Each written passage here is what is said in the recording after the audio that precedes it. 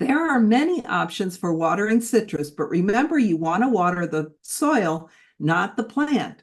And remember that the roots spread in a wide circle, possibly twice the distance of the canopy, and that whatever watering solution you have, you need to take into consideration the change of the roots as the tree grows. Now here you can see in this picture many good choices. There's a soaker hose, there's some drip emitters, although the single emitter is probably better for a container and it's not really recommended for one in the ground. Something more with an inline emitter that will be able to be spread over and water a larger area of the soil around the root zone is a better choice. But you can also use a watering can or hose. The main thing to remember is to water deeply and less frequently, and to check to see if your citrus tree actually does need water. Even if the surface of your citrus is, the surface of the soil of your citrus underneath your citrus is dry, the soil underneath the surface, under the roots, may still be saturated. So you want to check the soil moisture, not at the surface, but 6 inches to 12 inches below the surface to determine if it's time to water. The best option for checking your soil moisture is with your hands. Use a trowel or probe to dig a small hole. If the soil is dry and friable down there, it's time to water. If the soil clumps in your hands, it's wet and it's time to wait. You can do this also with a soil moisture meter, which are easy to find online or at your local nursery. I use mine frequently, but I'm careful to make sure that that soil moisture meter is well calibrated. What does that mean? I make sure by inserting it into wet soil and making sure that it's registering that it's wet, and into dry soil and make sure that it's registering that it's dry, because if it's no use if it's not working properly. Young trees in the ground are usually watered every 5 to 10 days.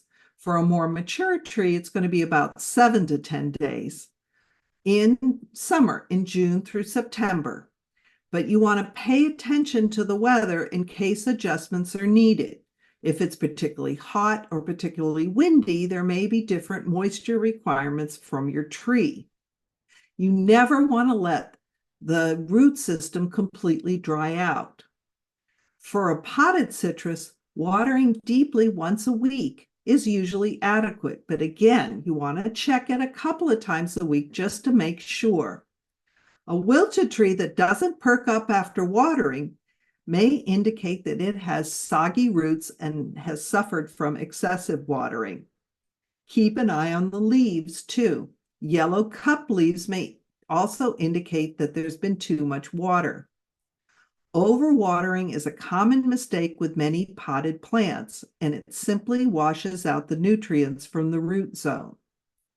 And when you do water, avoid consistently watering on the trunk. Citrus trees support growing and fruiting year-round, so they are heavy feeders relative to other trees. Citrus trees planted in the ground require regular fertilization with nitrogen. Typically, most other nutrients are available in sufficient amounts in the clay loam soil that is typical in central Contra Costa County, or in Contra Costa County. If your soil is sandy, you live closer to the delta, or your citrus tree is in a pot, you may need to add other micronutrients. They can be applied effectively via one of the many available foliar sprays or drenches. Foliar means leaves, so a foliar spray is applied by spraying it on the leaves. Some sprays may affect the appearance of fruit, and so then it may be a better choice to use a drench applied to the root zone. Nitrogen should be applied in 3 equal applications. The first is applied in late January or February, just prior to bloom. Trees frequently are going to look pale at the end of winter because during their dormancy period, the tree does not bring in nitrogen from the roots to the leaves. The second application then can be applied in March or April to support fruit set, and a third in May or June to support fruit development. Avoid late season fertilization as it may affect fruit quality, delay fruit coloring, or make the rind rough. The flush of young leaves stimulated by fertilization can also make the plant more vulnerable to freeze damage. Now, dwarf trees and citrus trees in containers with restricted root space are going to require less fertilizer. Remember, you can use a chemical or organic fertilizer.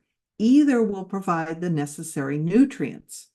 An organic fertilizer, though, is slower to release its nutrients and is more readily absorbed into the soil with less potential for overrun or pollution. Follow the directions on the back of the packaging. Never use more than suggested. Be careful because excess nitrogen can leach from the soil and get into our streams and creeks.